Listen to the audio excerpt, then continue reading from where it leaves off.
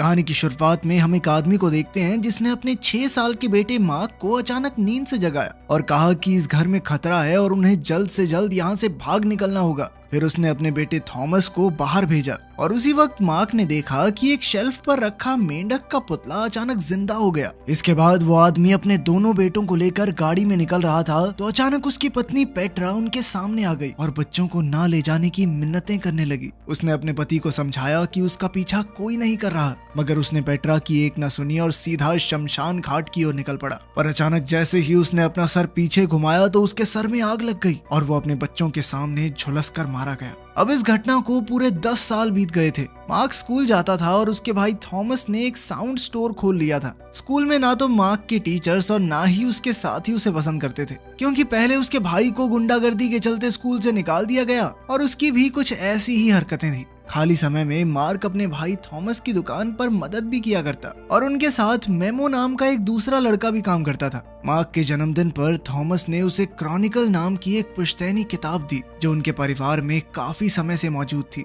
इस दुनिया में ब्लैक टावर नाम की एक अलग दुनिया के बारे में बताया गया था, जिसमें कई सारे खतरनाक जानवर ग्रिफिन नाम के एक शैतान के लिए काम करते थे। ग्रिफिन का असली मकसद इंसानों की दुनिया पर राज करना था और इस किताब के मुताबिक उनके परिवार के आदमी ही ग्रिफिन से इंसानों की रक्षा करते थे। ये किताब लेकर मार्क घर लौट आया और शांति से उसे पढ़ने लगा। उसे लग रहा था कि ये सब मनगढ़ंत कहानियां हैं, मगर उसमें बताई हुई चीजें और नक्शे बिल्कुल असली लग रहे थे। उन खूनी तस्वीरों को देखकर अचानक मार्क एक अजीबोगरीब जगह पर टेलीपोर्ट हो गया और उसी पल एक खूंखार जानवर उसके सामने आ गया। मार्क तुरंत अपनी जान बचाने के लिए दौड़ा और अचानक एक गड्ढे में गिर गया। वो जानवर एक कुल्हाड़ी से मार्क का काम तमाम करने ही वाला था कि अचानक मार्क चीख पड़ा और वापस अपने बेड पर आ पहुंचा। अगली सुबह जब मार्क स्कूल गया तो क्लास में बेकी नाम की एक नई लड़की आई, मगर बाकी बच्चों ने पहले ही बेकी को मार्क और उसके भाई के बारे में उल्टी सीधी पट्टी बढ़ा दी थी। उन्होंने बताया कि थॉमस ने एक टीचर को थप्पड़ मार दिया था, जिस वजह से उसे स्कूल से निकाल दिया गया और मार्क तो पता नहीं कब से अपने दिमाग का इलाज ही करवा रहा है, क्योंकि वो बचपन की उस डरावनी रात को भुला नहीं पा रहा। लेकिन बेकी को इस सब से कोई फर्क नहीं पड़ा और वो धीरे धीरे मार्क के साथ घुलने मिलने लगी। फिर शाम को जब मार्क घर लौटा तो उसकी माँ पेट्रा ने उससे थेरेपी सेशंस के बारे में बात करनी शुरू कर दी। उसकी माँ उसे वहाँ इसलिए भेजती थी क्योंकि वो नहीं चाहती थी कि वो भी अपने पिता की तरह बन जाए, लेकिन थॉमस को ये सब बिल्कुल पसंद नहीं था। इसीलिए वो मार्क को घर से बाहर ले आया और उसे अपने साथ शमशान घाट ले जाने लगा, क्योंकि उसने ठान लिया था कि वो ब्लैक टावर की सच्चाई सबके सामने लाकर रहेगा। वो दोनों मिलकर चर्च के ऊपरी हिस्से में घुस गए जहां उनके पूर्वजों ने अपनी रहने की जगह बनाई थी। फिर थॉमस ने उसे वहां रखी चीजें दिखाई जो उसके पिता की थी। उनमें एक खाली डब्बा भी था जिसके अंदर शायद कोई लॉकेट जैसी चीज रखी जाती थी। तभी अचानक मार्क की उंगली किसी नुकीली चीज से कट गई और खून बहने लगा और उसी पल जमीन में से एक ढक्कन अपने आप खुल गया। उस बक्से में से दोनों भाइयों को एक खास लॉकेट मिला। तब थॉमस ने कहा कि किताब के मुताबिक इस लॉकेट के जरिए ही उनके परिवार का कोई आदमी ग्रिफिन का खात्मा कर सकता है। मगर जैसे ही मार्क ने उसे अपने हाथ में पकड़ा तो अचानक शमशान घाट में मौजूद पत्थर की मूर्तियां जिंदा हो गई। मार्क और थॉमस अपनी जान बचाने के लिए दौड़े, लेकिन उनमें से एक शैतान की मूर्ति उनके सामने आकर खड़ी हो गई। इससे पहले कि वो दोनों भाइयों पर हमला करती, एक फरिश्ते की मूर्ति उनकी जान बचाने आ पहुंची। उन दोनों मूर्तियों में लड़ाई शुरू हो गई और इसी दौरान दोनों भाई चर्च में जाकर छुप गए और रात को वहीं दुबककर सो गए। अगली सुबह जब मार्क की आंख खुली तो थॉमस वहां नहीं था। उसने चर्च से बाहर आकर फरिश्ते की मूर्ति का शुक्रिया अदा किया और अपनी गाड़ी में थॉमस को ढूंढने निकल पड़ा। घर जाकर उसने क्रॉनिकल किताब खोली तो उसे अजीबोगरीब आवाजें सुनाई दी जो कह रही थी उसे ब्लैक टावर की दुनिया में जाकर थॉमस को ढूंढना होगा। अब मार्क डॉक्टर पीटर्स के पास पहुंचा जो उसके थेरेपिस्ट थे। तब पता चला कि बेकी उन्हीं की बेटी है। खैर फिर मार्क अपने भाई के स्टोर पर गया पर थॉमस वहां भी नहीं था। फिर उसने क्रॉनिकल नाम की वो खास किताब खोली जिसमें उसे ब्लैक टावर की दुनिया में जाने के लिए एक पोर्टल की जानकारी मिली। ये पोर्टल उसी चर्च में मौजूद था, लेकिन तभी अचानक वो एक अजीब से कीड़े से डर गया और एक ही पल में किसी घने अंधेरे जंगल में पहुंच गया। उधर मेमो जब स्टोर पहुंचा तो वहां मार्क और थॉमस दोनों को ही ना देखकर उसने पेट्रा को फोन कर दिया। पेट्रा ने घबराकर तुरंत पुलिस में रिपोर्ट लिख दी कि उसके बच्चे लापता हैं। वहीं दूसरी ओर उस जंगल में मार्क को थॉमस मिल गया और थॉमस बेहद खुश था क्योंकि आखिरकार मार्क भी ब्लैक टावर की दुनिया में आ गया था। लेकिन जब मार्क ने बताया कि वो बिना किसी पोर्टल के यहाँ तक पहुँच गया है तो थॉमस को समझ आया कि मार्क के पास असली दुनिया से ब्लैक टावर की दुनिया में टेलीपोर्ट होने की ताकत है। खैर फिर अगली सुबह थॉमस ने मार्क को नींद से जगाया क्योंकि अचानक कुछ भयानक दरिंदे उन पर हमला करने आ गए थे। दोनों भाई तुरंत अपनी जान बचाने के लिए दौड़े मगर थॉमस नीचे गिर गया और दरिंदों ने उसे कैद कर लिया। वहीं मार्क उसी वक्त टेलीपोर्ट होकर स्टोर में आ पहुंचा, जिसे देखकर बेकी और मीमो बुरी तरह डर गए। उन्होंने मार्क को सब कुछ सच बताने को कहा। वहीं ब्लैक टावर की दुनिया में एक सींग वाले जानवर ने अपने मालिक को खबर दी कि उन्होंने टेलीपोर्ट करने वाले लड़के के भाई को पकड़ लिया है। उधर मार्क ने जब बेकी और मीमो को क्रॉनिकल और ब्लैक टावर की दुनिया के बारे में बताया तो उन्हें मार्क की बात पर बिल्कुल यकीन नहीं हुआ। अब मार्क उन्हें सच दिखाने के लिए अपने साथ चर्च में ले गया, मगर इस बार वहाँ वो कमरा ही नहीं था जिसमें वो और थॉमस गए थे। ये सब देखकर बेकी और मीमो को बहुत गुस्सा आया क्योंकि उन्हें लगा कि मार्क उनके मजे ले रहा है। बेकी और मीमो नाराज होकर चले गए तो मार्क गुस्से में पत्थरों की मूर्ति पर मुक्के मारने लगा, जिसकी वजह से ब्लैक टावर की दीवारों में दरारें आ गई। खैर फिर रात को मार्क मीमो के पास गया क्योंकि उसे अपने भाई को ढूंढने में मदद चाहिए थी। हालांकि मीमो को मार्क की कहानी पर बिल्कुल यकीन नहीं था, पर फिर भी वो उसके साथ चर्च में बने पोर्टल तक गया। फिर उन्होंने किताब में लिखी जानकारी के मुताबिक बेसमेंट में एक दरवाजा ढूंढा। फिर मार्क ने किताब में लिखे हुए मंत्र पढ़े और कुछ ही पलों में दरवाजा अपने आप खुल गया। ये सब अपनी आंखों से देखकर मीमो अब तक हैरान हो गया था। फिर उसने महसूस किया कि उसकी आंखें अपने आप ठीक हो गई थी और अब उसे चश्मा लगाने की जरूरत नहीं है। मीमो खुशी से झूम उठा और तभी दरवाजा अपने आप बंद हो गया। अब मीमो ने मार्क से पूछा कि वो इस दुनिया से वापस कैसे जाता है, तो मार्क ने अपनी आंखें बंद करके इस बारे में सोचा और अचानक वो गायब हो गया। जब मार्क की आंख खुली तो वो घर पर पहुंच गया था और अब वो घबरा गया क्योंकि वो मीमो को उस दुनिया में अकेला छोड़ आया था।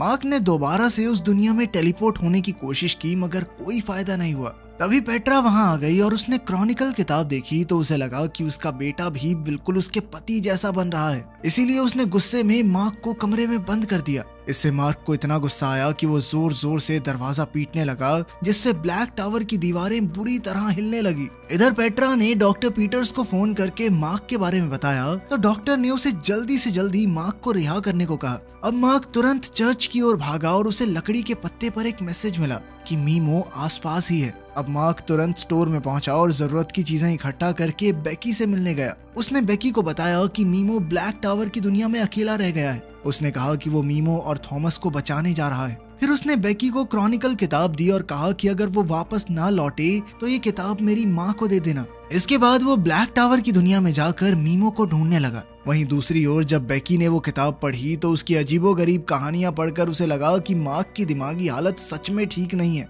उधर दूसरी दुनिया में मार्क ने जंगल से निकलकर एक पहाड़ी की चोटी पर मीमो के पसंदीदा गाने चला दिए, मगर तभी कुछ वहशी जानवरों ने गानों की आवाजें सुन ली और वो उसकी ओर निकल पड़े। इधर असली दुनिया में बेकी ने अपने कुछ दोस्तों को क्रॉनिकल किताब दिखाकर मार्क की बताई हुई कहानी सुनाई और फिर उन्होंने उसकी सच्चाई देखने के लिए किताब में से एक मुरझाए हुए फूल को फिर से हरा भरा करने का तरीका देखा और उसे आजमाने का फैसला किया। इधर ब्लैक टावर में एक कैदी को पकड़कर ग्रिफिन की कुर्सी पर बैठाया गया। असल में ग्रिफिन खुद से नहीं बोल सकता था, बल्कि वो किसी इंसान के जरिए अपनी सारी बातें कहता। उसने कैदी की पीठ में अपने खंजर जैसे नाखून चुभाए और फिर कैदी ग्रिफिन के मन की बातें बोलने लगा। उधर मार्क मीमो को ढूंढ रहा था, पर इससे पहले उन वहशी जानवरों ने मार्क को देख लिया तो उसे तुरंत ही वहां से भागना पड़ा। भागते हुए उसके सामने एक अजीबोगरीब आदमी आया जो पूरी तरह से फटे पुराने कपड़ों में लिपटा हुआ था। उस आदमी ने मार्क के चेहरे पर अजीब सा लिक्विड लगाया और उसे अपने साथ एक खुफिया गुफा में छुपा दिया।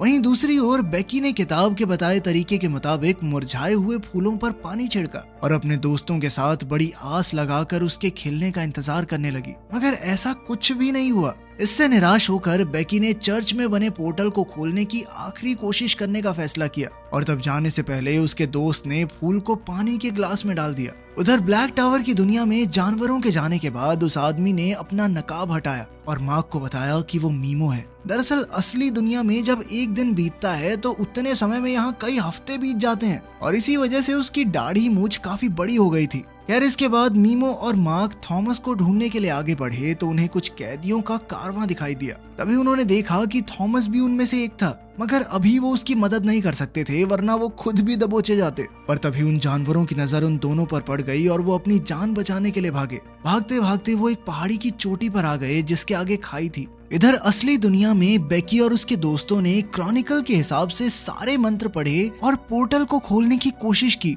मगर दरवाजा नहीं खुला। उधर मार्क और मीमो पकड़े जाने वाले थे कि मार्क ने अपनी काबिलियत पर भरोसा किया और मीमो को लेकर खाई में कूद गया, जिसके बाद वो सीधा मार्क के कमरे में टेलीपोर्ट हो गए। उनकी आवाज सुनकर पेट्रा दौड़ती हुई वहां आई। खैर मार्क ने बेकी को फोन करके वो किताब लाने को कहा। उधर बेकी के कमरे में वो फूल फिर से खिल चुका था और उसके अंदर से एक जहरीला बिच्छू बाहर आ गया। खैर अगले दिन से मार्क और मीमो थॉमस को बचाने का प्लान बनाने लगे। अब मीमो उस दुनिया के बारे में काफी कुछ जान चुका था। उसने बताया कि उसने एक तालाब किनारे एक झोपड़ी बनाई थी जहां अक्सर कैदियों का कारवां रुकता है। वहीं ग्रिफिन के चेलों ने उसे खबर दी कि इस दुनिया से दूसरी दुनिया में टेलीपोर्ट करने वाला लड़का एक बार फिर से भाग निकला। ये खबर सुन के ग्रिफिन को बहुत गुस्सा आया। उधर बेकी की आंख खुली तो वो उस फूल को फिर से खिला हुआ देखकर हैरान रह गई। उस वक्त वो जानलेवा कीड़ा उसे काटने ही वाला था कि वो जैसे तैसे बच गई और फिर उसने वो किताब अपने पिता को दे दी क्योंकि उसे मार्क की सारी बातें झूठी लगने लगी थी।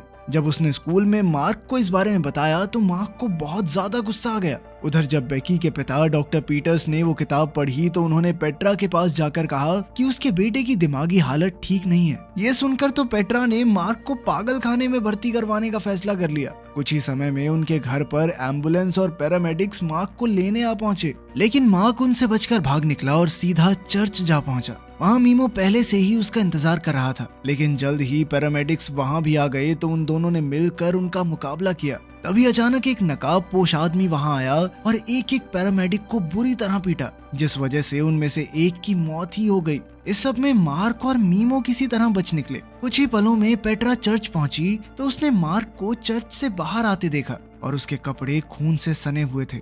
उसी वक्त हम देखते हैं कि मीमो और मार्क तो टेलीपोर्ट होकर ब्लैक टावर की दुनिया में पहुंच चुके थे। मीमो मार्क को अपनी बनाई झोंपड़ी की ओर ले गया। वहीं असल जिंदगी में डॉक्टर पीटर्स ने घर आकर बेकी को बताया कि मार्क ने एक पैरामेडिक की जान ले ली है। इसीलिए उसने बेकी को सीधे तौर पर कहा कि मार्क से मिलने की कोई जरूरत नहीं है। इधर बेकी अपने कमरे में गाने सुनते हुए जमीन पर लेट गई। उसी पल ब्लैक टावर में बारिश शुरू हो गई तो मीमो बुरी तरह घबरा गया। असल में जमीन में लगे फूलों पर पानी पड़ने से उनमें से जहरीले बिच्छू निकल रहे थे। अब मार्क और मीमो दोनों अपनी जान बचाने के लिए दौड़े। वहीं दूसरी ओर बेकी पर भी वैसे ही बिच्छू ने हमला कर दिया और उसके मुंह में घुस गया। उसने बड़ी मुश्किल से बिच्छू को बाहर निकाला और उस पर नमक छिड़क कर काम खत्म किया। उधर मीमो और मार्क भी बिच्छुओं से बचते हुए एक पहाड़ी पर आ पहुंचे। जब सुबह हुई तो सभी बिच्छू उनकी आंखों के सामने ही राख में बदल गए। उधर बेकी ने अपने पिता के कमरे से क्रॉनिकल ढूंढी क्योंकि अब उसे मार्क की कहानी पर यकीन हो गया था। वो किताब लेकर सीधा पेट्रा के पास पहुंची।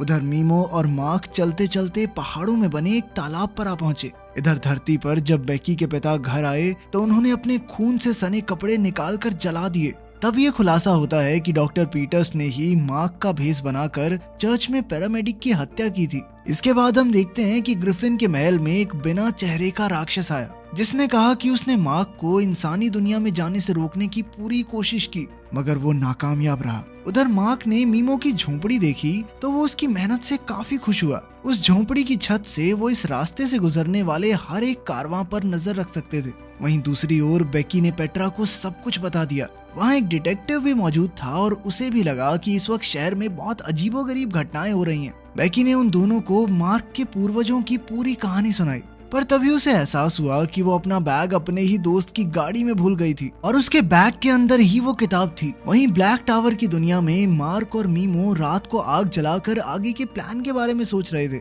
मार्क ने कहा कि वो उन माइंस में जा सकता है जहां सभी कैदियों से मजदूरी करवाई जाती है। वहां वो थॉमस को ढूंढकर टेलीपोर्ट होकर घर चला जाएगा। इसके बाद मीमो इस दुनिया में मौजूद पोर्टल के दरवाजे तक जाएगा और मार्क धरती पर मौजूद पोर्टल खोलेगा जिससे वो भी बाहर आ जाए। लेकिन सबसे पहले उसे अपनी मर्जी से टेलीपोर्ट होने की प्रैक्टिस करनी पड़ेगी। उसी वक्त हम देखते हैं कि ब्लैक टावर से एक आदमी संदेश लेकर डॉक्टर पीटर्स के घर पहुंचा और उसे मार्क के ब्लैक टावर में होने की खबर दी। उस आदमी के जाने के बाद डॉक्टर पीटर्स जब बेकी के कमरे में गया तो बेकी वहां थी ही नहीं। तब उसने कमरे की धूल इकट्ठा की और उसे चख कर बेकी के पूरे दिन के बारे में जान लिया। उसे पता चला कि इस वक्त बेकी एक पार्टी में है जहां वो अपना बैग लेने गई थी। उधर ब्लैक टावर की दुनिया में मार्क बार बार कोशिश करने पर भी टेलीपोर्ट नहीं हो पा रहा था, तो मीमो ने कहा कि उसे अपने अंदर का डर मिटाकर कुछ खुशी के पल याद करने होंगे। शायद तब उसकी शक्तियां उसकी मर्जी से काम करने लगे। तब मार्क ने आंखें बंद करके बेकी को किस करने के बारे में सोचा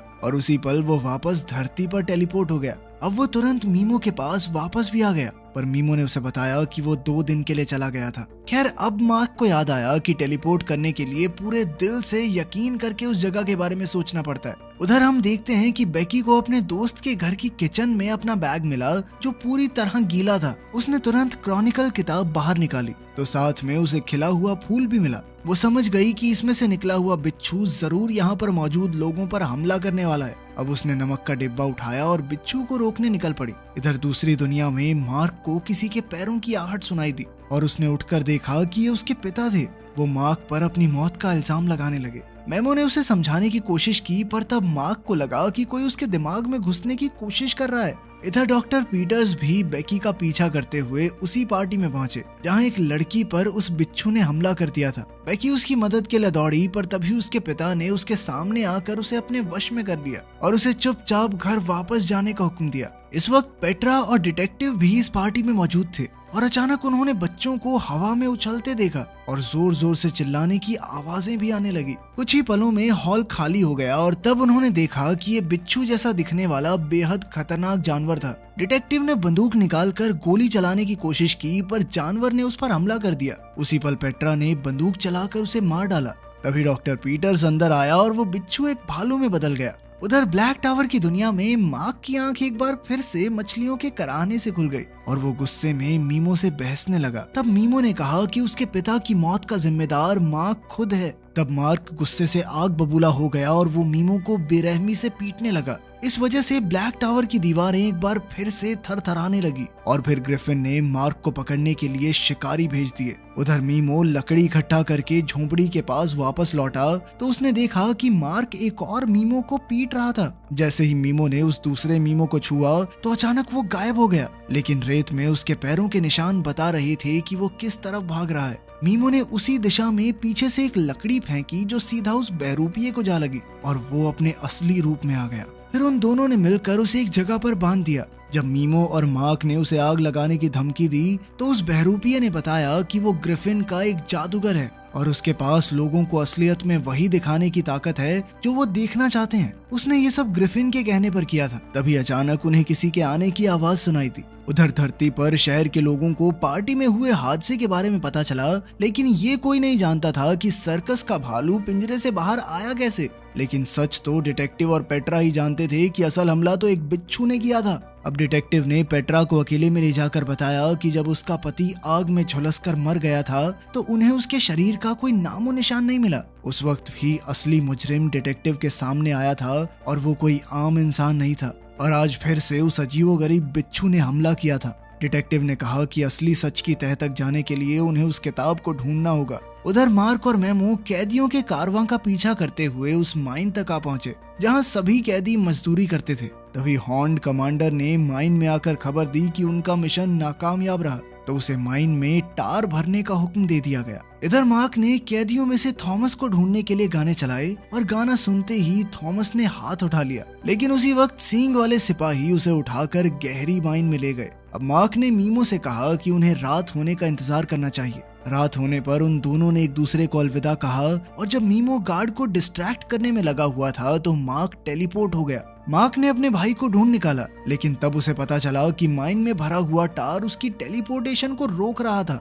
तब थॉमस ने उसे बताया कि ग्रिफिन का असली मकसद तो मार्क तक पहुंचना है और थॉमस को इसी काम के लिए इस्तेमाल किया गया था। दरअसल ग्रिफिन अब इंसानों की दुनिया तक पहुंचने के लिए मार्क की शक्तियों का इस्तेमाल करने वाला था। उसी वक्त मीमो पोर्टल की तरफ भागने लगा और सींग वाले सिपाहियों की फौज को अपने पीछे लगवा लिया। वहीं दूसरी ओर दोनों भाई आपस में लड़ने लगे कि ग्रिफिन का सामना कौन करेगा। तब मार्क अपनी शक्ति दिखाते हुए गुफा की दीवार में अपने पिता के उसी खास लॉकेट की ताकत से छेद कर देता है। दोनों भाई तो वहां से भाग निकले, लेकिन बेचारा मीमो गलत फंस गया। उन वहशी सिपाहियों का सामना करते हुए उसके हाथ की उंगलियां तक कट गई। उसी वक्त मार्क और थॉमस वहां पहुंचे और उन्होंने सिपाहियों को मारकर घायल मीमो को बचाया। उधर जब ग्रिफिन को उन तीनों के भागने का पता चला तो वो गुस्से में आग बबूला हो गया और वो भी जल्द से जल्द उस पोर्टल तक पहुंचने की कोशिश में लग गया। लेकिन जैसे ही तीनों लड़के बिल्कुल पोर्टल के दरवाजे पर थे तो थॉमस ने अचानक मार्क से वो लॉकेट मांगा। जब मार्क ने इससे इनकार कर दिया तो थॉमस ने जबरदस्ती वो लॉकेट उससे छीन लिया।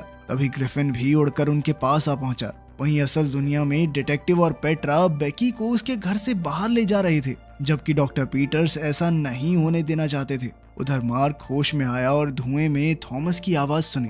उसने जल्दी से वो जादुई लॉकेट उठाया जो थॉमस ने फेंक दिया था और वो तुरंत समझ गया कि उसका भाई ग्रिफिन के कब्जे में है। इसी दौरान पेट्रा, डिटेक्टिव और बेकी पोर्टल खोलने की कोशिश करते हैं। ग्रिफिन मार्क को लड़ाई के लिए उकसाते हुए उसके अंदर के गुस्से को भड़काने लगता है, लेकिन मार्क ने अचानक अपने पिता की सलाह को याद करते हुए अपने आप को शांत किया और ग्रिफिन से लड़ने से इनकार कर दिया। जैसे ही पेट्रा ने वो पोर्टल खोला तो बेकी तुरंत मीमो को अपने साथ बाहर ले आई। जैसे ही मार्क ने ग्रिफिन को उसे गुस्से से देखते हुए पाया तो वो अपने लॉकेट से हमला करके उसे जख्मी कर देता है। अचानक हुए दर्द की वजह से ग्रिफिन ने थॉमस को नीचे गिरा दिया। दोनों भाई उसे घसीटकर पोर्टल तक लाए और फिर उसके चेहरे पर ही दरवाजा बंद कर दिया। इसी के साथ कहानी खत्म होती है। अगला सीजन आएगा तो वो भी बना देंगे।